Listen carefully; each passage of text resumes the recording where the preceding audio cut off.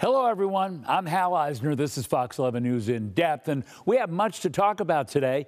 First, new public art decorates the Los Angeles Convention Center. We'll meet the artist behind this eye-popping work. Then you'll meet a man suffering from a disease, a mysterious one that affects children and grown-ups and has researchers looking for a cure.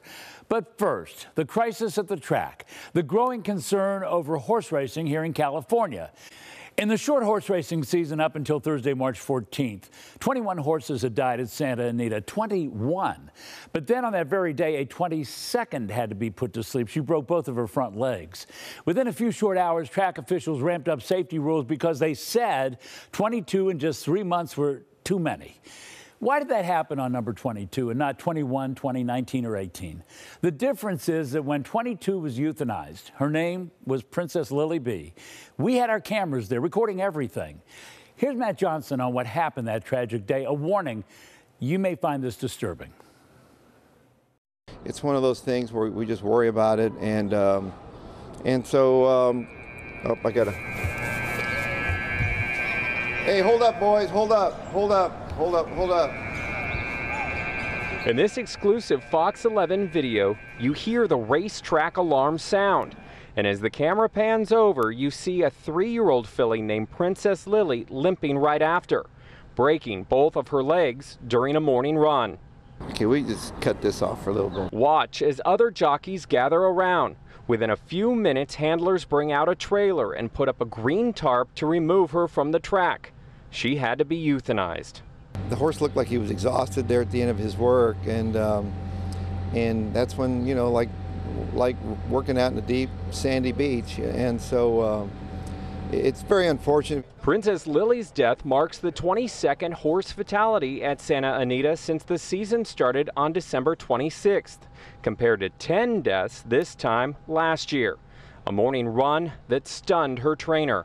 She maybe must have taken a bad step. My rider said she felt perfect warming up and working, and then all of a sudden, bingo. Fox 11 had a GoPro camera mounted on one of Bafford's jockeys. We were at the racetrack doing a story on track safety, attempting to show the jockey's point of view when the distress alarm sounded. So it affects us all. I think we're all affected by it. We don't want to see that. These horses, you know, they mean so much to us, and so we just, it's like one of our own getting hurt. Recently, Santa Anita suspended racing and brought in a soil expert to evaluate the track, but insists the track is safe. One of these type incidents is unacceptable. We've said that consistently, but we also want to say that this racetrack is safe. Now, in light of Princess Lily's death, more changes, being called a watershed moment for the entire industry. Today we are announcing a complete transformation of our racetracks in California. These changes include a total ban of all medication on race day. Among the changes to Santa Anita and Del Mar include calling for transparency of veterinary records, increasing out-of-competition testing, and continuing to have outside experts review track surfaces. We too love the horses, and we're making these changes to put the health and welfare of the horse and rider first. We asked Santa Anita to join us on this program, but they declined. Now the LA County District Attorney has assigned investigators to the issue, and there are calls for a congressional investigation from Congresswoman Judy Chu. She joins us now from the nation's capital. Hello, Congresswoman. How you doing? I know you saw the video shot by our KTTV photographer of the injured horse. So injured, she had to be put down, something few people actually ever see. What was your reaction to seeing that KTTV video? I was shocked and heartbroken to see that. This horse was racing along, and then all of a sudden, the limbs were clearly broken. The horse was clearly in pain, and immediately they put up this tent around her. But to think that she was euthanized only moments later, that is heartbreaking. Then to find out that she was the 22nd horse to be put down at the track within 3 months.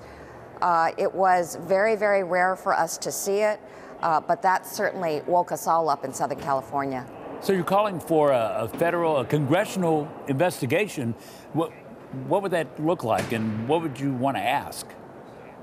I've already asked the Energy and Commerce Committee, which has jurisdiction over this matter, to have a hearing on this.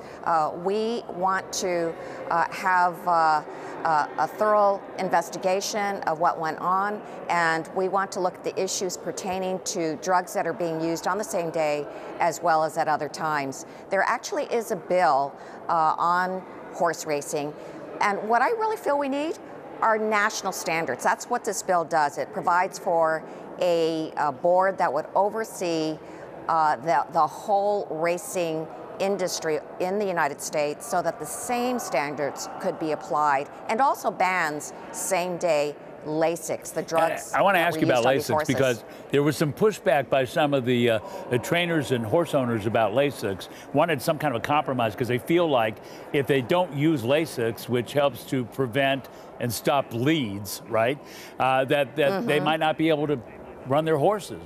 What do you think about that? Well, it's too bad. Now I know that they are banning the Lasix use for 2-year-olds that are running in 2020, but they decided to keep the Lasix for the 3-year-olds and older, and but they are cutting the amount in half. But you are concerned about Lasix being used at all, right? Oh, yes. I'm very concerned about it. And by the way, they don't use it internationally. Why would they have banned it internationally? And why would we then continue to use it? Congresswoman, I'd like you to listen to something. I spoke with the executive director of the California Horse Racing Board, Rick Bedecker. This is his reaction to that 22nd death.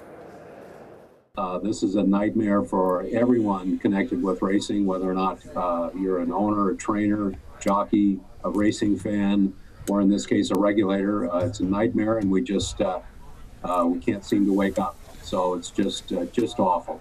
Is this possibly a blackfish moment? I don't know.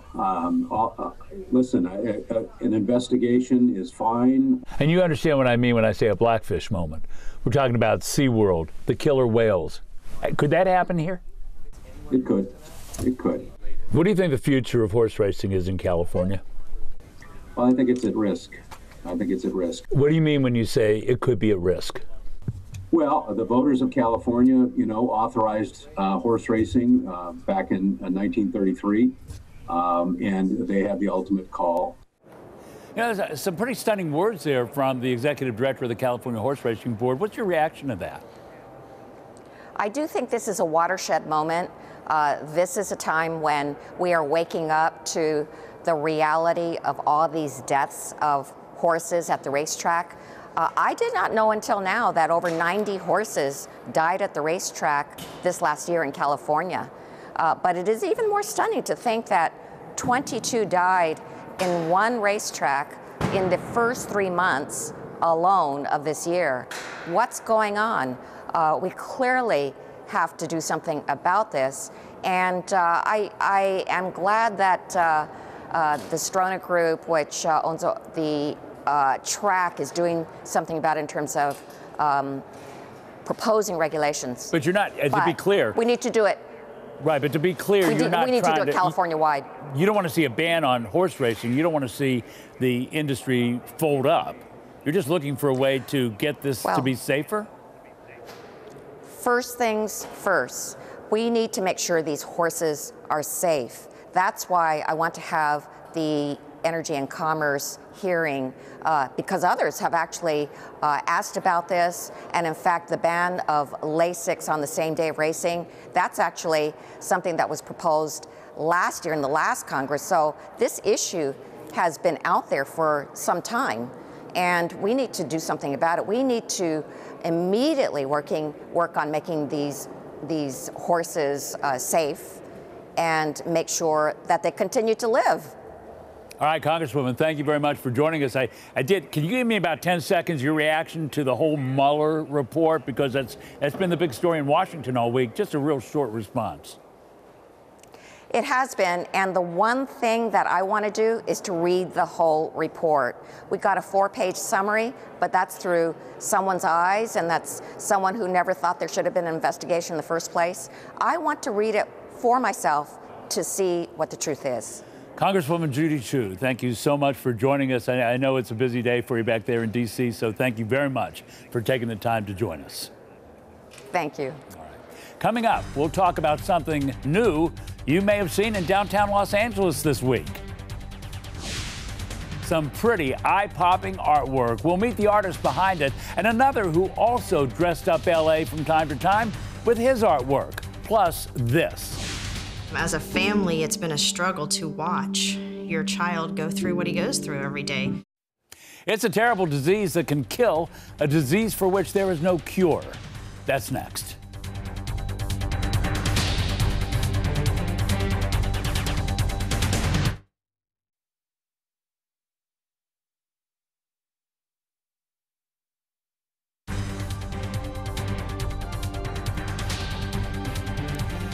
Welcome back to Fox 11 News in Depth. Scleroderma. Sclera means hard, derma means skin, and that's exactly what this disease is all about. It's hardening of your skin, and if it gets to your lungs or other organs, you could be in deep, deep trouble. There's no cure, which is why researchers are working hard to try and understand this mysterious disease that affects the young and the old. We have slowly watched our son go from being a star athlete to becoming to where he could barely do certain things. As a family, it's been a struggle to watch your child go through what he goes through every day. A bad day for Wyatt would be usually like when he comes in after he's had his methotrexate injection. Really tired, not very hungry, sick feeling like you're gonna throw up. Sometimes he'll come in the middle of the night and he's sick at his stomach, or wakes up in the morning with a stomach ache and throwing up and doesn't feel good. A lot of times I have to go in there and shut the door and be like, you're doing this to your own kid. You know, he's having a panic attack because you're coming at this child with this needle. It's hard to think that your own child thinks, I'm dying. This disease is going to kill me. It's going to take my life. And I have to stay strong in front of him, save my tears, and reassure him that we're still fighting for a cure to save him from going down that path. That heart-wrenching video is from an organization that's been looking for a cure for scleroderma for a long time. Susan Feniger was a founding member of the Scleroderma Research Foundation. You may also know her as a celebrity chef who's on the Food Network, and Greg Cohen is a scleroderma patient. I don't know if you're a good cook too, but if you are, I can see though you're a good runner because you just completed the Los Angeles Marathon and you proudly wear your medal. Amazing. I'm going to start with you, Greg, Sure. because you've been dealing with this. You were diagnosed, what, a couple of years ago? About 2 years ago. So many people don't understand this disease. How would you explain it to them? I mean, it's basically exactly kind of what the Latin breakdown is. It means hard skin. For me, it started with the tightening of my hands, where I can barely make a fist.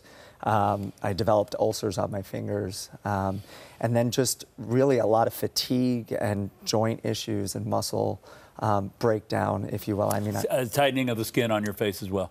Yeah, the average person can probably pull their eyelid down where I try to do it, and my skin barely moves an inch. And so for you, one of the things that's been helpful is being athletic.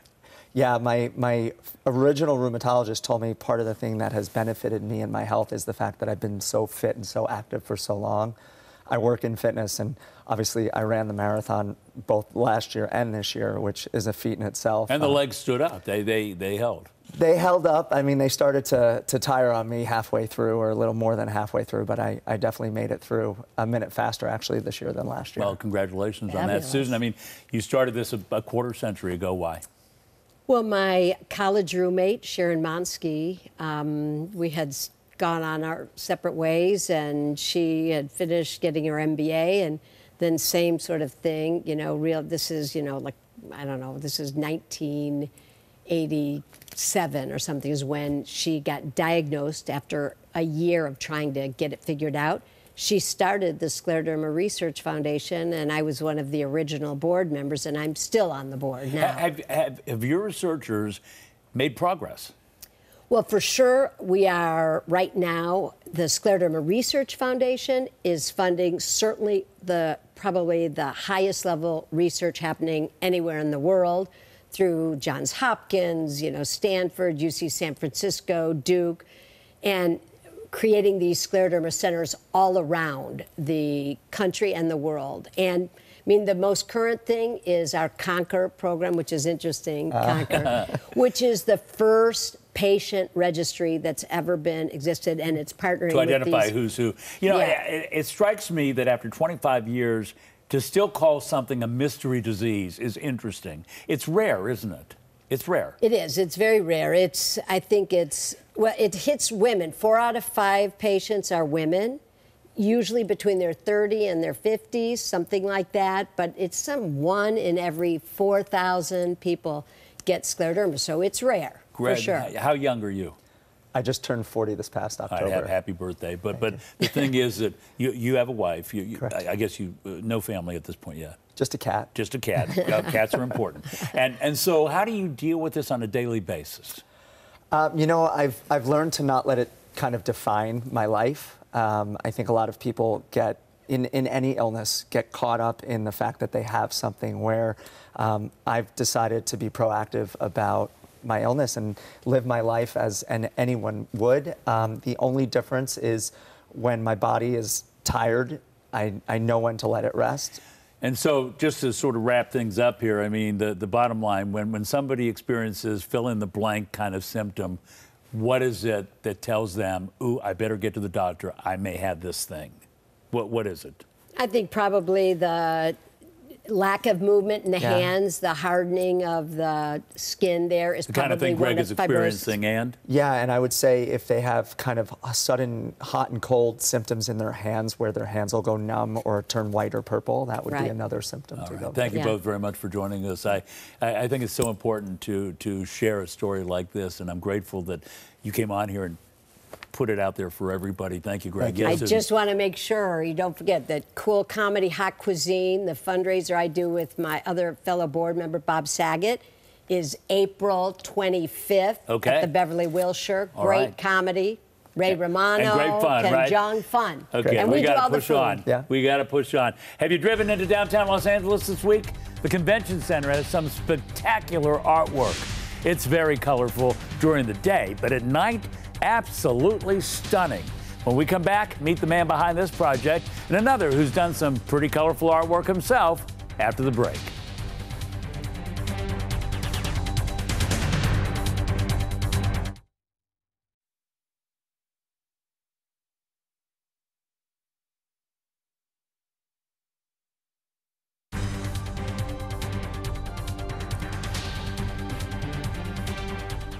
Welcome back to Fox 11 News in Depth. If you've driven through downtown LA recently, you may have noticed this artwork now wrapped around part of the Los Angeles Convention Center is pretty colorful. But wait, check what it looks like at night, all lit up. Spectacular.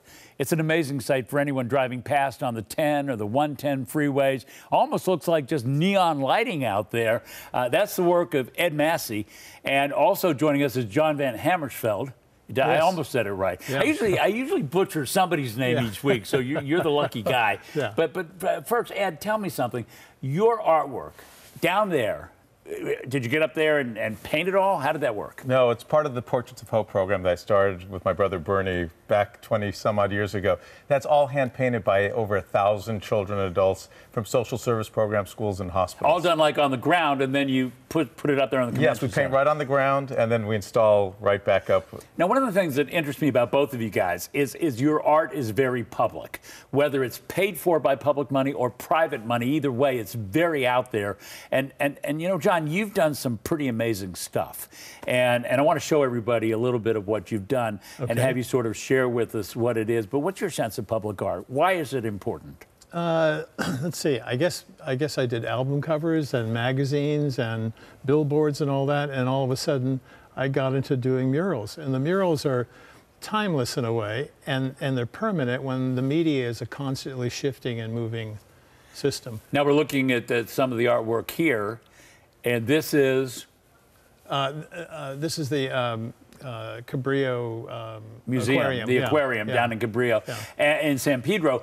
And also, besides doing this artwork, which is a permanent installation, you've also done something with DWP as well? Yes. And tell us about that. That's a water tower, a rusted water tower that we put a 510-foot mural on it. It looked pretty ugly at first, and then it looked really pretty afterwards, an right? annoying thing. And the mayor asked me if I would do a mural, and it all just sort of worked out with the city. And, one thing after another. Yeah. Now, tell me about a couple of things you did. One of them is in Beverly Hills, which is sort of a neon display in a pond that many people that drive through Beverly Hills is familiar with. Yes, we put a project called Neon Nights in 3D, and that was, again, hand-painted by children. We had about 1,500 discs that illuminated with 3D glasses, black lights, and it was all done just about a year and a half ago. Now we're looking at that right now. That's a pretty remarkable sight from above looking down.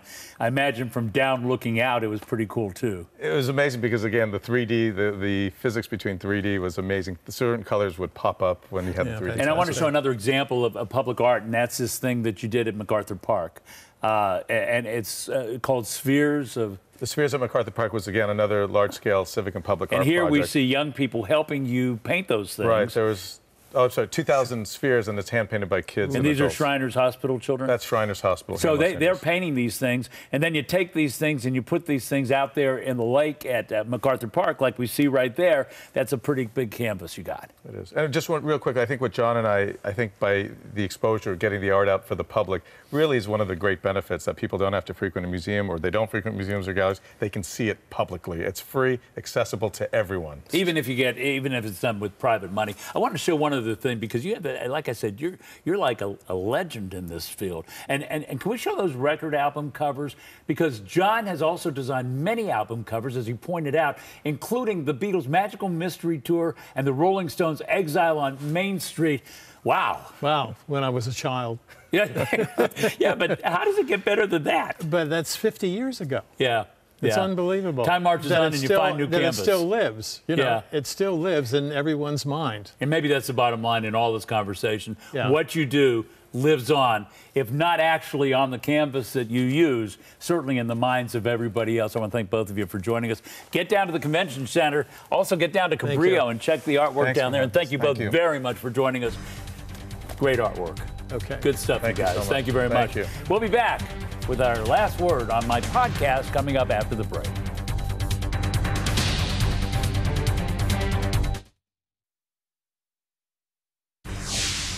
And finally, what's on my podcast this week? What the hell?